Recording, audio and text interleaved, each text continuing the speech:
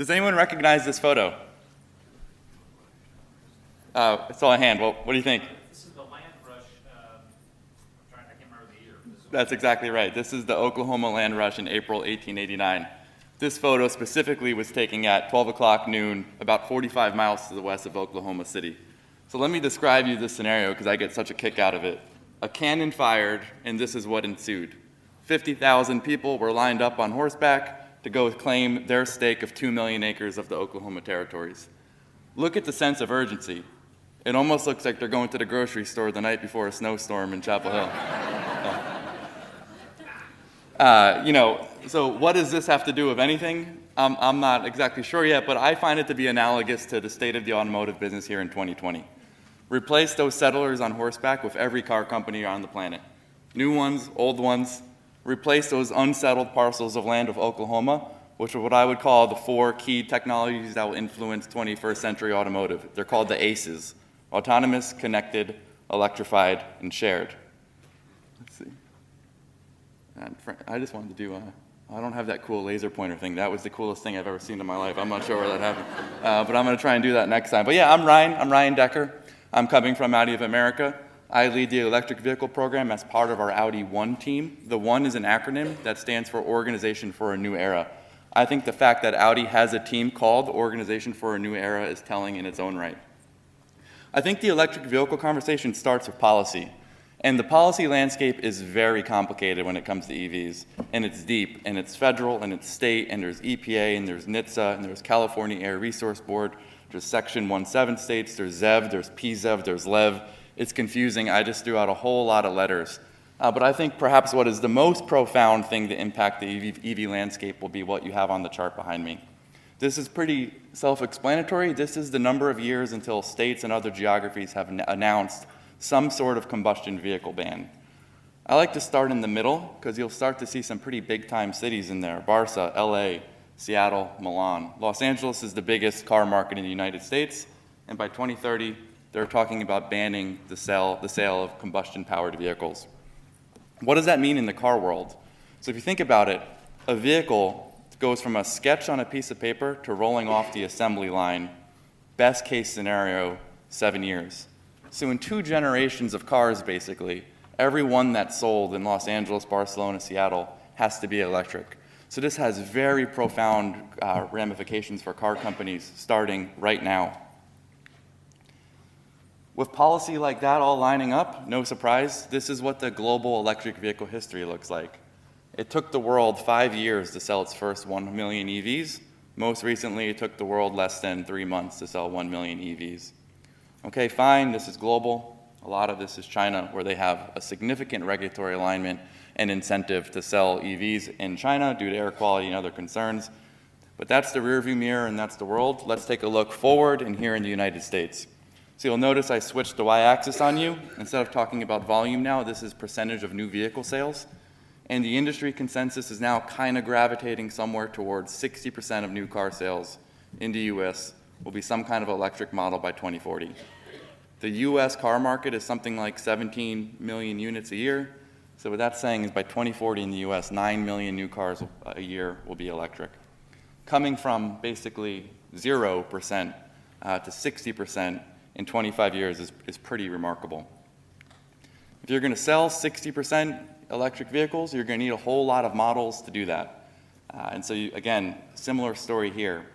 By 2022, so not a long time from where we are today, there'll be over 120 electrified models, most of which will be all electric, some of which will still be considered plug-in hybrids.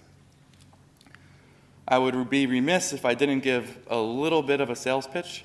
This is Audi's first take on electrification. This is the Audi e-tron SUV, which is currently in the market. There's 2 parts of the nomenclature that I want to emphasize. First, that it's an Audi. If you were to look at this car, you might not even recognize that it is electric, but it has the build quality, the fit and finish, the luxury materials, things like heated, ventilated, and massaging seats. This is an expensive vehicle, but it's still very much a premium vehicle, and it's what the premium market expects of an Audi. The other thing that's worth mentioning is that it's an SUV. It can do things like this. Standard roof rails, tow packages. It's on air suspension, so it can actually move up or down based on the type of terrain it's driving over. And so why did Audi make the decision to launch with an SUV? Of course, this is where the market is in the US. Sedans are kind of on a declining trend. SUVs are on the uptick. But it really doesn't make sense to make an electric vehicle an SUV. They're heavy. They're not particularly aerodynamic. It definitely makes more sense to make an EV that's smaller, lighter weight, like the hatchbacks that have typically dominated this space. It certainly doesn't make sense to add things like heated, ventilated, and massaging seats into an EV, again, because of weight. But we knew that's what premium market drivers would want in the US, and we knew that they would want to do things like that statistic you see on the right. And this is one that we're kind of proud of because we wanted to position this vehicle for people who like to kayak, mountain bike, ski, snowboard. And that's exactly what they're using it for. They're 15 percentage points more likely to use their vehicle to haul stuff than the traditional Audi buyer. For any gearheads in the room, I'm sure we have a few car enthusiasts. Audi has really hung their hat on Quattro. It's been our take on all-wheel drive technology. Historically, all-wheel drive has meant your engine, your drive shaft, and then through a series of clutches and differentials, you can redistribute torque to your wheels. In an electric vehicle, throw that all away. It's a much more elegant way to distribute torque to your wheels. Instead of a drive shaft and a differential now, you have one big battery along the bottom of your vehicle, and you have independent electric motors. So on this vehicle, there's a motor in the front and a motor in the back that operate completely independent of one another. It's truly all-wheel drive without any mechanical connection anymore. In the not-too-distant future, some of the more Audi sporty models might have 3 or maybe even 4 motors. So you can truly torque vector on each wheel 100% independently of the others. It makes for a really interesting driving dynamic, and it certainly provides all-wheel drive functionality. On the Audi message boards, the biggest Audi enthusiasts, one of their biggest complaints is that you can't really race Audis. You can't do stuff like this because all-wheel drive is too good. You can't drift them. The e-tron is actually the first Audi, ironically, where you can do that because you can basically turn off the front motor entirely and put all your torque to your rear wheels. So you can do things like this through sand dunes in Abu Dhabi if you wanted to. Also probably works pretty well in making it to said grocery stores the night before a snowstorm in Chapel Hill. The e-tron will be the first of what will be many all-electric vehicles from Audi. So I'm kind of going to start from the bottom left and move my way around. That one you see in the bottom left, this will be Audi's next all-electric vehicle. This will come out this summer, hopefully. It's called the e-tron Sportback. It's a very similar vehicle to the one we just talked about with a more stylistic back end. That's really the only difference. The one in the bottom right, that car is called the e-tron GT. It will be a generational car that teenagers hang in posters on their bedroom walls. At least I hope so. I still might do that. I'm not sure if it matches my decor yet. But that car will be very expensive, but it will have insane performance, 0 to 60 times. It will be a very sporty, low-slung vehicle. But I think perhaps the most important car on this slide will be the one in the top right. This is called the Q4 e-tron. This comes down to a much more accessible price point. It's perfectly packaged as the small SUV that the US car buyer likes to have. And I think this will really make electric vehicles have much more broader appeal for the Audi brand. I also like talking about the one on the top left. This is, Audi is obviously a global company that's headquartered in a small town in Germany outside Munich called Ingolstadt. This was the first vehicle that was actually completely designed in the US. As Audi looks to globalize even more, they're recognizing the importance of the US market and all of this. So that car was actually designed in a small studio in Malibu, which is not a bad place to design sports cars. So, I think this all raises the question is why is Audi doing this? Frankly, why are all car companies doing this? And Audi has a very clear line in the sand on this, and it starts with that quote on the bottom, where Audi's board of managers is strongly committed to the Paris Climate Agreement.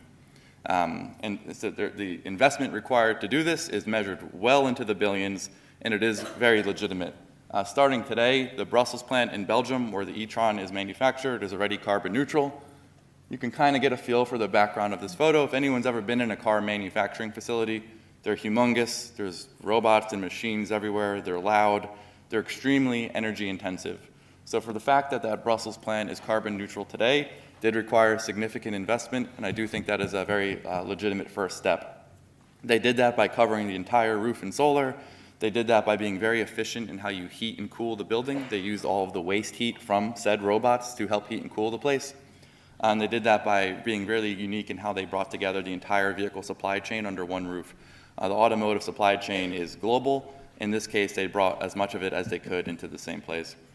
All Audi plants will be carbon neutral by 2025. During that same time, 30 new electric models will be introduced. And by 2050, the intent is for the entire Audi brand, all operations around the world, from retail to selling cars, to shipping cars, to manufacturing cars, to R&D, the entire footprint will be 100% carbon neutral. So despite those really cool looking vehicles, despite investments measured well into the billions, there are legitimate barriers remaining to wide-scale EV adoption. And I think it starts with cost. So right now, based on MSRP sticker price, electric vehicles simply are more expensive than combustion equivalents. Now, there are a variety of federal and state incentives that bring that cost down closer to one another, but based on sticker price alone, this is still the case. Range. If I were to survey this room, I bet many of you would say that you would expect an all-electric range similar to what you get in a gas vehicle. We have really good data that suggests most of the market wants at least 300 miles of range on an electric vehicle. Charging. Public charging infrastructure is lacking, but I think perhaps even more importantly, the perception of public charging infrastructure is lacking. There are a lot of chargers out there, which I think leads me to the barrier number 4, which is awareness. Again, I can ask this room how much you all pay pretty close per gallon of gasoline, and I bet many of you would know that pretty accurately. If I were to ask how many people in this room know how much money they pay per kilowatt of electricity, I bet many hands would go down. So there is still a fair amount of education that's required on the EV front. But I have 5 very significant reasons for optimism. And starting with cost, this is the lithium-ion battery cost curve. The consensus is that when this curve hits around $100 per kilowatt hour, that is when EVs will achieve price parity with combustion vehicles. Now, when EVs achieve MSRP price parity, it's worth noting that EVs then have a significant cost of ownership advantage. So when it comes to simply the cost of fuel, electricity on a per mile equivalent is 25 to 40% of the cost of fueling with gasoline, depending on where you live. That's just cost of fuel, cost of ownership. There's simply less moving parts on an electric vehicle. There's no oil changes. There's less things to break. So cost of maintenance is expected to go down significantly as well. There still are a litany of federal and state incentives that will make EVs even more financially attractive. So when price parity is achieved, what most people are forecasting in the early mid-2020s, we think EVs will start to have a significant step change in adoption. Charging infrastructure. This curve goes almost the exact opposite direction that lithium-ion battery prices are going. So there's now currently 70,000 charging plugs in the US. My favorite party trick is to pull up the PlugShare app. I won't do it here because you won't be able to see my phone, but it shows you charging infrastructure in any given town. Does anyone know how many chargers there are right here in Chapel Hill? Has anyone seen any? Yeah, so we got a few. There's 10. There's a few more up the street in Durham, so Chapel Hill needs to step it up a little bit. Well, there's 10. I know there's at least 10 locations. There might be multiple chargers at each location. Oh, wow. Okay. Someone needs to update the app. But I know there's a whole lot more in Raleigh. But I think perhaps even more importantly than any of those 60 public locations are the chargers that are in folks' garages. So that obviously won't show up on a chart like this. It won't show up on an app. But the real value proposition of electric driving is not charging publicly. It's waking up every morning with a fully fueled vehicle. That convenience is worth a lot. After driving an EV, you do not miss gas stations. Going to a gas station is torturous. The smell, the having to do the little thing where you shake the plug handle so you don't drip the paint on your car or your shoes, I don't miss that, and I hopefully will never ever do it again. Reason for optimism number 3. Once you go electric, you're 70% of people who are driving an electric vehicle today are intending to stay electric moving forward. So there will be this very real compounding effect where there will be accelerating EV sales, there will be 70% EV loyalty, and that will continue to snowball and lead to more and more EV adoption. I think it is worth noting that 20% of the people who say that they're in an electric vehicle today are going to step down into some kind of hybrid vehicle. 10% in this survey say they're going to actually go back to a gasoline vehicle. In my opinion, that's misleading just based on how the survey question was written. It's unclear whether they're saying that the next car they buy is going to be a gas vehicle, or it could be the car that they're planning on buying their spouse or their child or something like that. I suspect that electric vehicle loyalty is even higher than what it shows like here. There's also another really elegant bridge solution, plug-in hybrids. So you can see exactly what's going on here. Folks who are driving any kind of hybrid vehicle are 7 times more likely to step up into an all-electric vehicle moving forward. Those 3 cars here on the bottom left, these are Audi's first 3 plug-in hybrid vehicles, which will be in the market in the next year. And the one on the top left, that's our most popular car, Q5. That will now come with a plug-in hybrid vehicle or powertrain, the A8 and the A7. So the reason that plug-in hybrids are a really nice bridge solution, in some ways they're almost like a gateway drug to all electrification, is because those 2 big barriers to electric vehicles, range and charging anxiety, you don't really have to deal with them in a plug-in hybrid. You still have a gas motor, so you can go as far as you want. You don't really need to worry about finding chargers out on the go. A plug-in hybrid solves all of those problems. And perhaps not surprising, test driving an EV is believing. Does anyone here drive an EV? Quick show of hands, or has? Yeah, pretty great. And so you all know the story here. It starts with performance. Electric vehicles have immediate torque.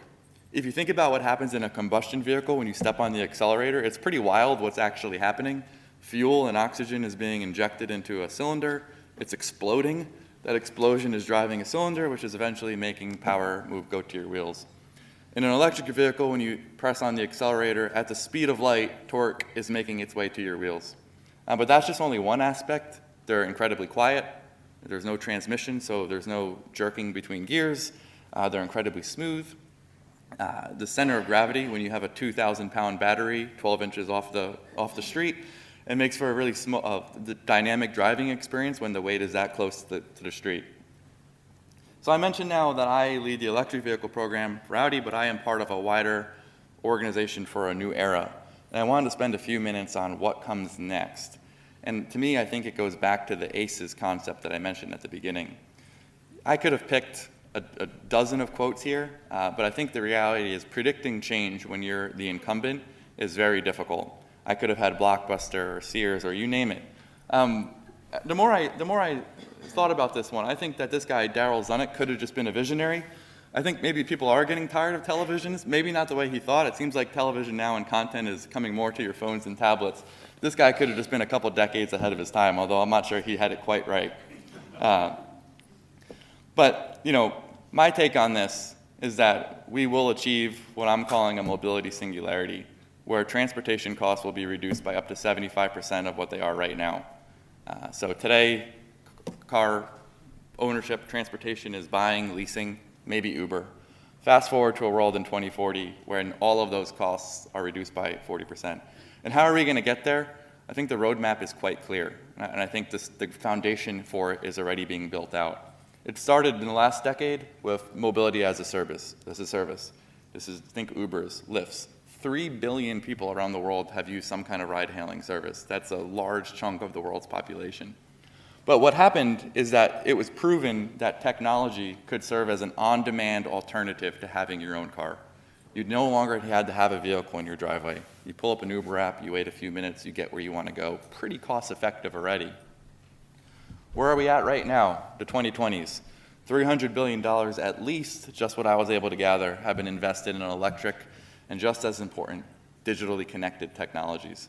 So what's going to happen here? What's the real game changer that electrification is going to bring? It's going to bring a reduced cost of ownership. Vehicles are going to simply become less expensive to buy, they're going to become less expensive to fuel, and they're going to break less, so they're going to become less expensive to maintain. But I think perhaps even more profound in the 2020s will be the advent of digitally connected cars. Cars will become less about going from A to B, and they will become more about consuming content and spending money as you move from A to B. I don't think it's a coincidence why companies like Amazon, Google, maybe Apple, no one's really clear what Project Titan is yet, are dabbling somehow in the automotive space. The industry calls cars now everything from the second living room. I've heard them refer to getting back to 25th hour. All of them mean the same thing. The time that you're spending in the car is going to become an opportunity to sell you something. And then as we move into the 2030s, autonomy will come and it will happen. So now you have a technology solution to hail cars. You have things to do in the cars. You have cost of ownership has been decreased from electrification.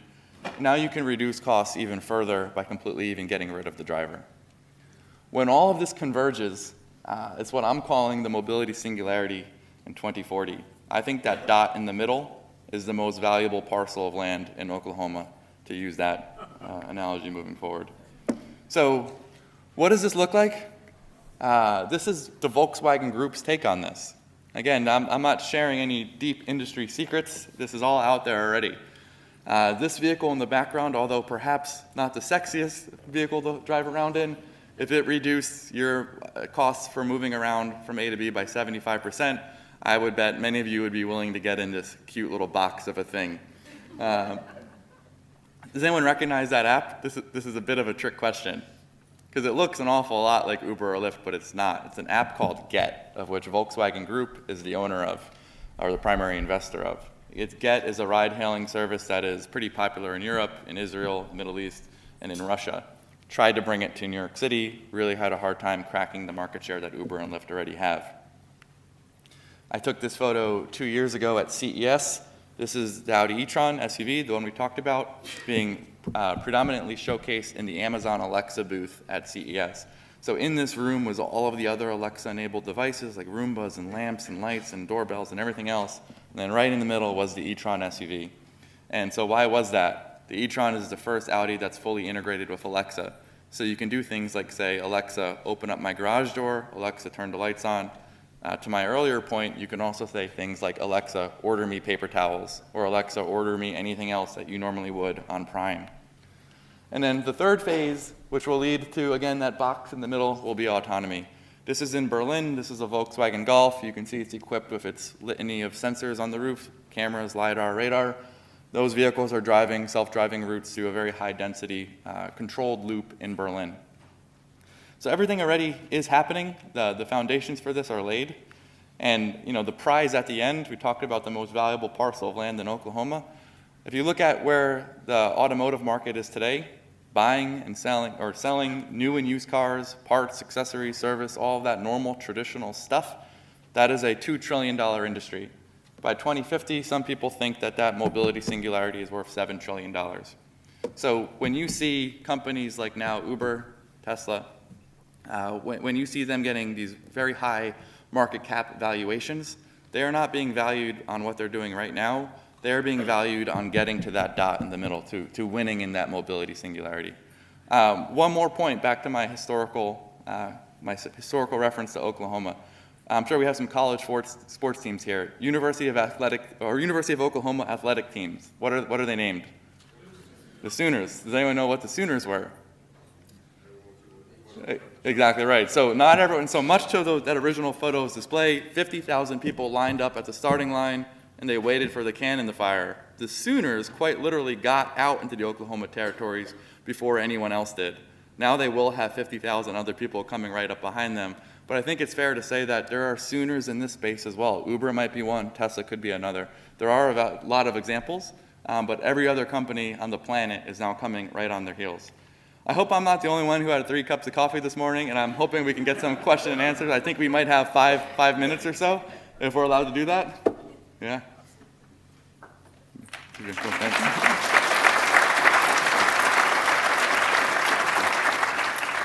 We do have time for some questions. Ooh, let me get the mics, maybe.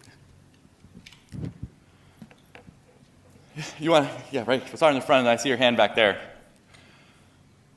Yes. Hi. Thanks. How much of the technology development is collaborating with battery makers and all these technology providers that Audi might not have? Yeah, that's a fascinating question. And it's a very profound one. So I think if you look at the car industry for the last 100 years, car companies got really, really good at making cars. What they maybe got less good at is the digital stuff. That includes battery management software. That includes being able to communicate with the Alexas and the Apples and the Googles of the world.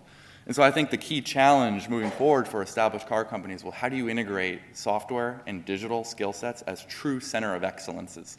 I think that's a real opportunity to partner moving forward. Question in the back. Hi, great presentation, thank you. You spoke to plug-in hybrids as a solution to a lot of the biggest concerns we have over electric vehicles. Can you speak to why the automakers are investing primarily in fully electric rather than plug-ins? Yeah, and I think that's also a good question. So, there's two ways of looking at it. Yes, plug-in hybrids do solve a lot of the barriers to entry, but they don't deliver the real value proposition that all electric can give you. So they're not going to give you that breathtaking performance. They're not going to give you that advantage of being able to wake up fully charged every morning. They're not going to give you that true cost of ownership advantage. They're not going to give you the driving dynamics. It can be the best of both worlds, or it could be the worst of both worlds if you think about it, because now you're carrying around two powertrains. And I just think that electric vehicles is really how you stitch together a unique value proposition that's totally new. Coming back to the policy front, there is policy that is more advantageous to making all electric vehicles as well, which I think is a real lever that car companies are considering. Hi.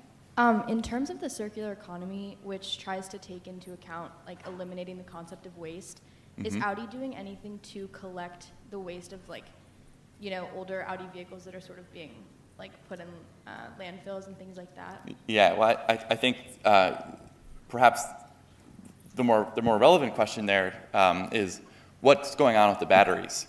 So the batteries are something new.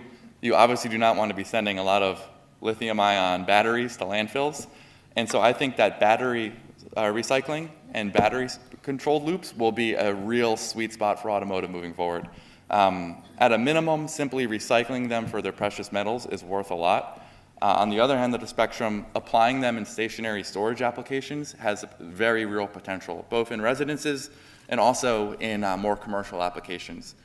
In California, for example, there is a ton of solar. There's almost too much solar right now, where not all of it is used. But if you can take that solar, offload it into a battery during the day when it's sunny, and then discharge from the battery when people need that power, we think that's a whole new economy that can get created that's really could be leveraged by recycled batteries. Great question.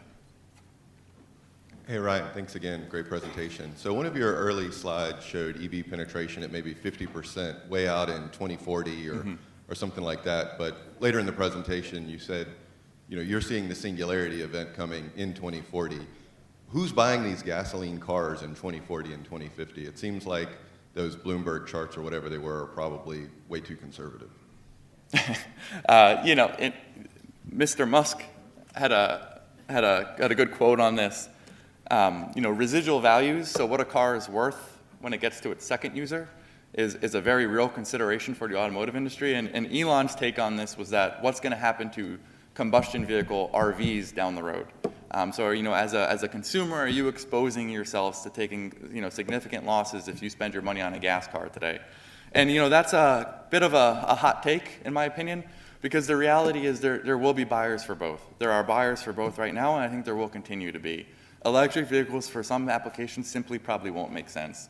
I think it solves it for most drivers, but probably not all. I think there still will be a market for gasoline-powered vehicles well into the 2040s as well.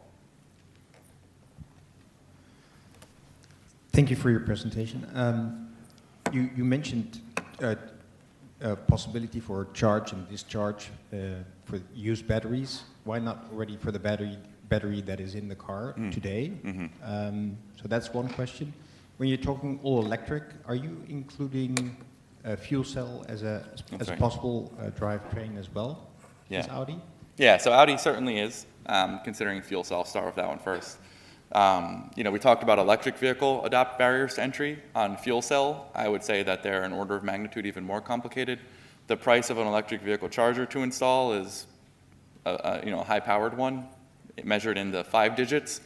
The cost of installing a hydrogen fuel cell fueling station is measured well into the millions. But I think the real disadvantage for hydrogen is that you can't put hydrogen fueling stations in your garage. You can with an EV. You can wake up every morning fully fueled. Hydrogen is certainly going to make sense, I think, in commercial sectors, but in private ownership, maybe a little bit less sense unless there's a dramatic decrease in that technology price, cost to entry. The first part of your question, why aren't we using batteries as a grid? It's a very good one. So the question was, can you go vehicle to grid? This is in its infancy, but there's a tremendous amount of potential here. So just to give everyone a level set here on what exactly is happening. Today, if the utility company that sells you electricity has too much demand, what it will do is they'll turn on what's called a peaker plant. It's typically either a diesel or a natural gas fired plant right next to their main plant that can create more generation. For the utility company to do that is incredibly expensive. So if they had an alternative to turning on those peaker plants, say being able to talk to electric vehicles, there is a tremendous amount of value in that. And that is just starting to be unlocked. Again, it's in its infancy. There's a lot of things that we need to overcome. How do the vehicles in the grid talk to each other? What's the standard communication protocol? There are organizations that are popping up that want to do just this. There's a variety of Silicon Valley startups that are popping up right now that want to do just this. I think that we're going to crack this, personally, although maybe not in the next couple years, but I think down the road this will be another profound impact to the U.S. economy, is being able to go vehicle to grid. Ryan, to pick up on your sooner analogy, it seems that Tesla has really beaten everybody to the punch with the supercharger network. Mm-hmm. And I'm wondering, how do Audi and all the other incumbent automakers compete with that? Because that seems to be the thing that's getting Tesla owners over range anxiety. Mm-hmm. Yeah, so I think this is probably our last question based on time, and I can definitely speak to that. So yeah, the supercharger network is certainly recognized as a value proposition for Tesla drivers. Audi, and as part of the Volkswagen Group, they have a wholly owned subsidiary called Electrify America, if any of you have ever heard of it. I won't go into the history of its origins here, but they are also building their own, some of you got that. They are building an even faster network that one day will probably be as large as the supercharger network. I think the thing about Electrify America is they're building very high-powered stations, 150 kilowatts plus power. In the case of the e-tron, 150 kilowatts of power means you can charge it from 0 to full in roughly 30 minutes. That e-tron GT we talked about can charge at up to 270 kilowatts of power, which that even makes it 10 to 15 minutes to go from 0 to full, which is frankly a regular stop. That's the Electrify America network. They currently have over 400 sites around the US. They did that in less than 2 years, and I know they have over 200 more coming down the pipeline. So, but they're not the only game in town. There are a variety of other public chargers. There's EVgo, ChargePoint. There's another cool one popping up called Volta. There is a variety of public infrastructure that's coming online. But thanks, good question. I think that's all we have. So I'll be hanging around if anyone wants to chat further. But thank you all very much.